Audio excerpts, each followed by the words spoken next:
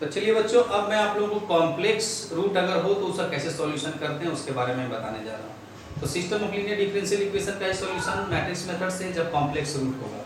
तो जैसा कि आप लोगों के सामने इक्वेशन यहाँ मैंने लिख दिया है कि dx1/dt 3x + 2y dx2/dt = -5x + y। इसमें आप लोग को पता ही है कि dx/dt के अंदर में dx1/dt और dx2/dt हमारा होगा a वेक्टर, जिसको हम लोग कोफिशिएंट वेक्टर कहते हैं।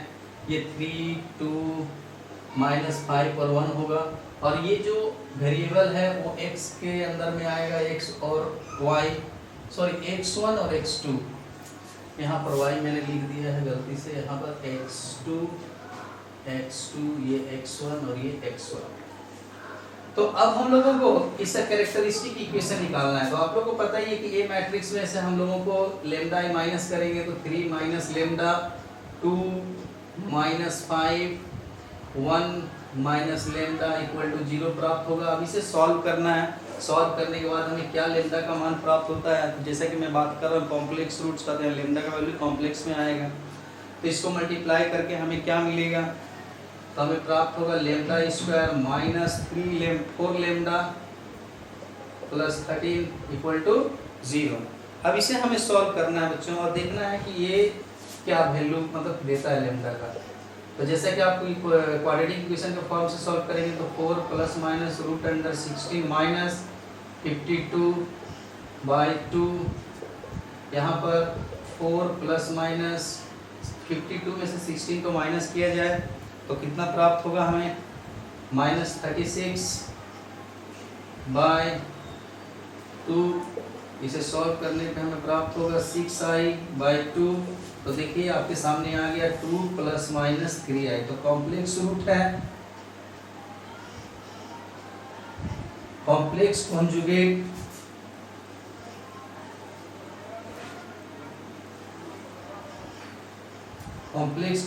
रूट है हमारा। तब इसका सॉल्यूशन कैसे करना है उसके बारे में जानना। तो प्रोसीजर वही होगा जब डिस्टिंक्ट रूट का जो हम लोगों ने सीखा था, उसी तरह से हम इसको बना सकते हैं। तो जैसे हम लोगों ने डिस्टिंक्ट रूट का जो फॉर्मेट है, चाहे इक्वल रूट्स का जो फॉर्मेट है, a अल्फा = लेम्डा अल्फा, इसमें हम लोग यहाँ 2 वैल्यूज हैं। एक का मान लेम्डा 1 के रूप में हम लोग ले सकते हैं, एक का मान हम लोग लेम्डा 2 के वैल्यू के रूप में ले सकते हैं। अब यहाँ पर ए मैट्रिक्स जो है हमारे पास 3, 2, -5 1 और अल्फा जो होता है, जैसे कि आप लोगों को पहले से मैं बता चुका हूँ, अल्फा 1 अल्फा 2 होता है। तो यहाँ पर आप अल्फा 1 अल्फा 2 लेंगे और साथ में यहाँ पर लेम्डा की जगह पर आप लेम्डा 1 का इस्तेमाल कर रहे हैं इसको, तो आप यहाँ पे लिखेंगे 2 + 3i और साथ में यहाँ हो जाएगा हमारे पास लेम्डा 1 अल्फा 1 अल्फा 2। अब यहाँ पर हम लोग को जब इक्वेशन बनेगा तो 3 alpha 1 + 2 alpha 2 = 2 + 3i alpha 1। Alpha 1 को एक साथ हम ले सकते हैं। तो यहाँ पर आपके पास हो जाएगा 3 अल्फा 1 - 2 + 3i अल्फा 1 = -2 अल्फा 2। तो जब हम लोग यहाँ सॉल्व करेंगे तो 3 - 2 - 3i अल्फा 1, सॉरी अल्फा 1 मैंने लिख दिया है, -2 अल्फा 2। यहाँ पर अल्फा 1 -1 - 3i = -2 अल्फा 2। इसको इसके नीचे और इसको इसके नीचे हम लोग रख देंगे तो ये प्रोपोर्शनल अल्फा 1 अल्फा 2 हमारा जो है हो जाएगा। तो देखिए आगे यहाँ तक तो आप लोग समझ ही चुके थे। अब देखिए आगे क्या करना है। यहाँ पर अगर माइनस कॉमन किया जाए तो ये हो जाएगा 1 + 3i -2 अल्फा 2। दोनों तरफ से माइनस को हटा दिया जाए तो अल्फा 1 के नीचे 2 आ जाएगा और अल्फा 2 के नीचे 1 + 3i। तो हम लोग अल्फा 1 को 2 के प्रोपोर्शनल और अल्फा 2 को हम लोग 1 + 3i के प्रोपोर्शनल ले लेंगे। और इसके बाद जैसा कि आप लोगों को मालूम है x = अल्फा e⁻λ1t, इससे x का मान निकालना होगा आप लोगों को। तो चलिए इसको निकालेंगे कैसे। x अल्फा की जगह में आप लोगों के पास अल्फा 1 अल्फा 2 जो होगा और अल्फा 1 और अल्फा 2 का मान यहाँ पर हम लोगों ने निकाला हुआ है 2 1 + 3i और e to the power lambda 1 t। तो लेमडा 1 का मान हम लोग जो है क्या लेकर के चले थे 2 + 3i 2 + 3i बाहर में t अल्फा 1 की जगह में हमारे पास हो जाएगा 2 और इसके जगह में हो जाएगा 1 + 3i और e to the power 2 + 3i और ये रहा t। इस तरह से हमें प्राप्त होगा 2 e to the power 2 + 3i t और हमें प्राप्त होगा 1 + 3i e to the power 2 + 3i t। अब जो है यहाँ पर आपको x के बारे में पता ही है कि इसका दो वैल्यू होता है x1 और x2।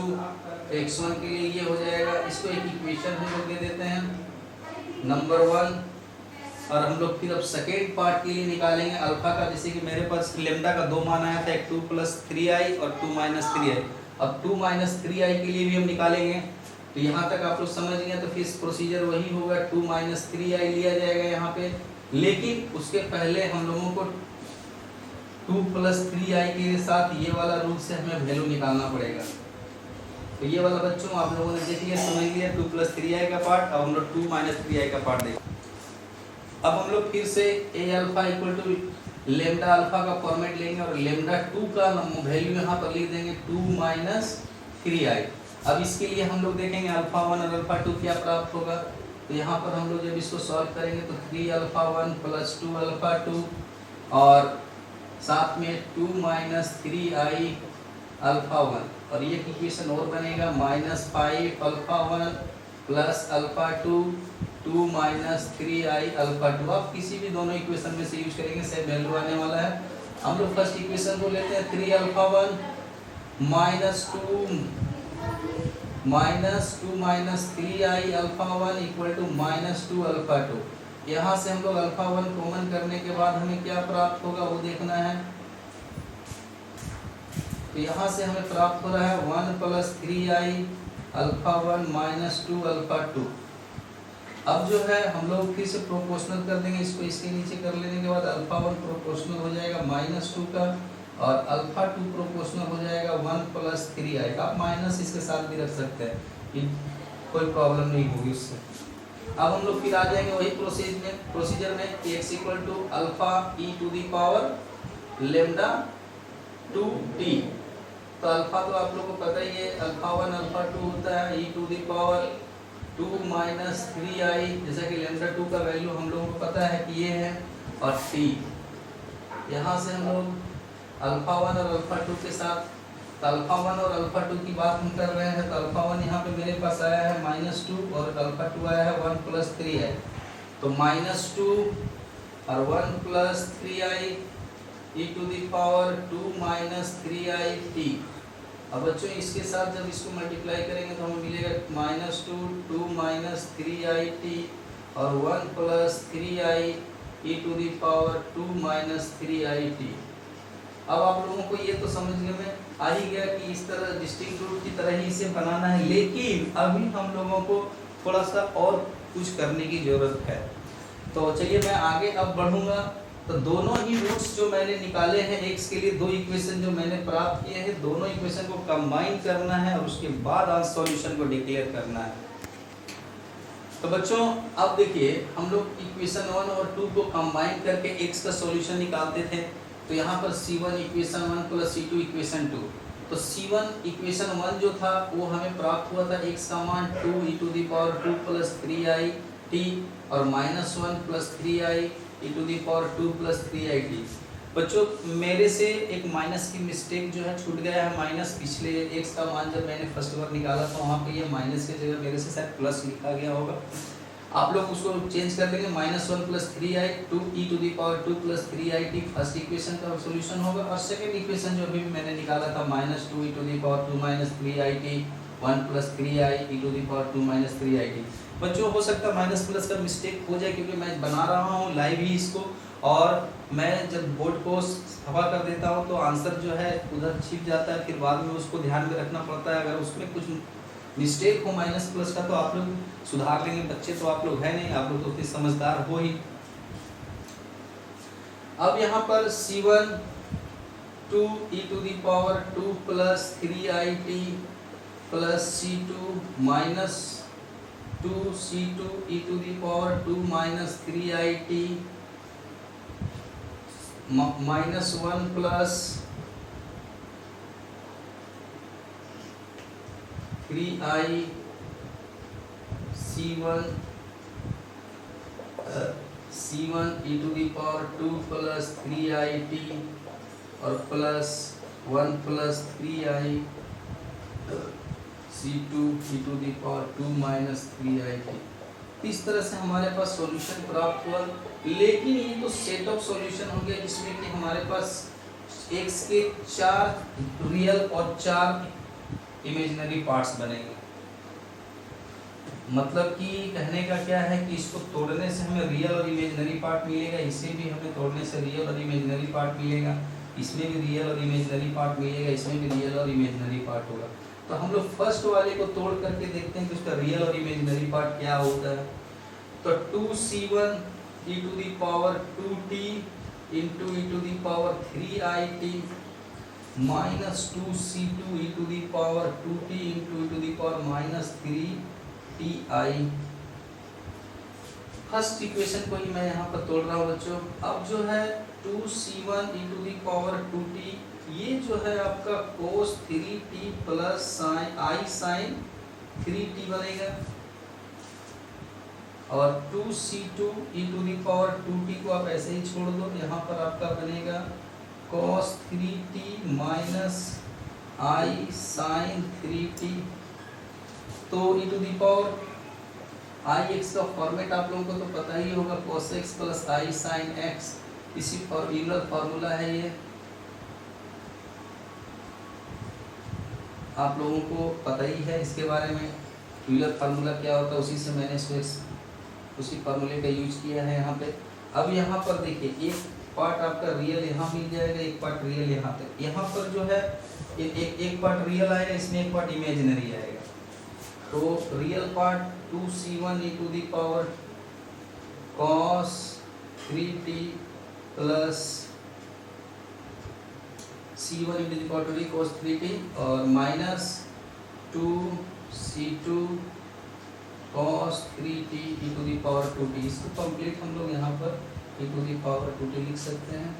अब एक बार इमेजिनरी पार्ट आ रहा है साथ में, प्लस 2C1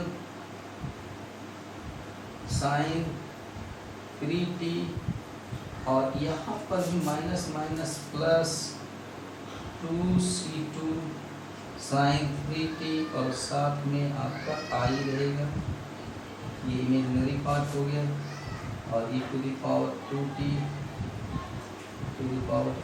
यहाँ पर आप i लिखेंगे। तो देखिए इसको जब मैंने रियल और इमेजिनरी पार्ट में बदल दिया तो रियल और ये इमेजिनरी पार्ट, उसी तरह इसको भी हम कर सकते हैं रियल और इमेजिनरी पार्ट में। तो x1 का x1 का एक रियल पार्ट यहाँ मिलेगा, x1 का एक यहाँ से रियल पार्ट मिलेगा, और उस तरह से x1 का एक इमेजिनरी पार्ट यहाँ से मिलेगा और x2 का एक इमेजिनरी पार्ट यहाँ से मिलेगा। आप लोग लिख सकते हैं खुद से भी, मैं उसको और बना देता हूँ।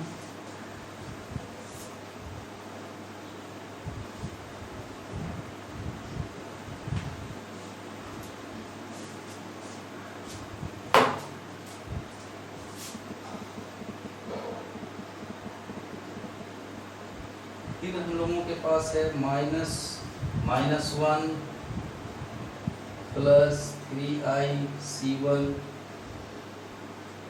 e to the power 2 plus 3it plus 1 plus 3i C2 e to the power 2 minus 3it।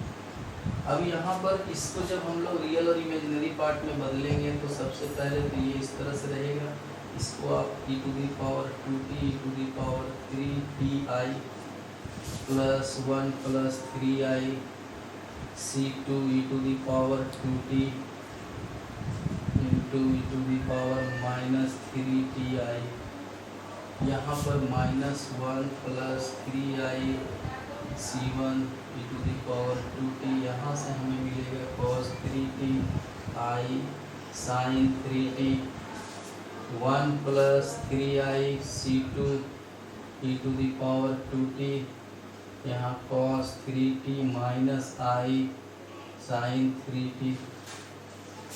बच्चों अभी इसको भी तोड़ना होगा रियल इमेजिनरी पार्ट से, इसलिए अभी इसको मैं इस तरह लिख रहा हूँ 3 minus 1 plus 3i c1 e to the power 2t cos 3t plus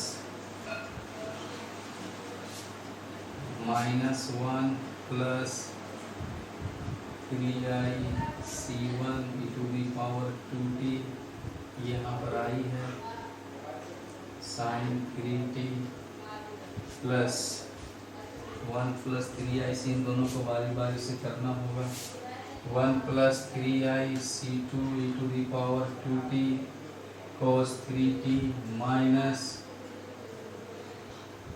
1 plus 3i c2 e to the power 2t, i भी देना होगा यहाँ पे और साथ में sin 3t। अब इस तरह से अभी और दो पार्ट में ये दो हिस्से में और लिखा जाएगा, तो minus c1 e to the power 2t cos 3t, और ये तो पूरा इमेजिनरी पार्ट है, लेकिन इस i से i स्क्वायर होगा तो उसको हम लोग लिख सकते हैं minus 3 c1 e to the power 2t sin 3t। यहाँ से हमें रियल पार्ट मिला एक, यहाँ से एक रियल पार्ट मिला, अब यहाँ से भी हमें एक रियल पार्ट मिल जाएगा plus c2 e to the power 2t cos 3t, और यहाँ से भी हमें मिल जाएगा minus 3 c2 e to the power 2t sin 3t।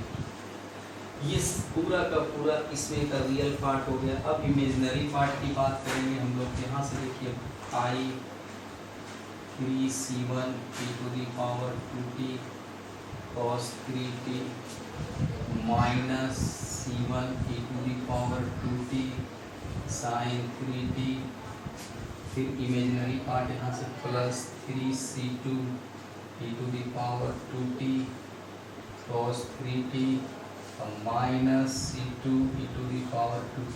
ये पूरा इमेजिनरी पार्ट प्राप्त हुआ हमें। ये जो है x1 और x2, जैसे कि आपको पता है x1 और x2 दो मान होते थे, तो ये x1 का हो गया और ये x2 का। तो x1 के लिए रियल मान हमारा यहाँ हो गया, इमेजिनरी मान ये हो गया। x2 के लिए रियल मान हमारा यहाँ तक हो गया और इमेजिनरी मान ये हो गया। आप इसको बांट करके लिख सकते हैं और यही हमारा सॉल्यूशन है, आप लोग लिख सकते हैं। थैंक यू बच्चों। आप लोगों को ये सम थोड़ा कॉम्प्लिकेटेड है, लंबा है, लेकिन बनाने में मज़ा आएगा। Thank you.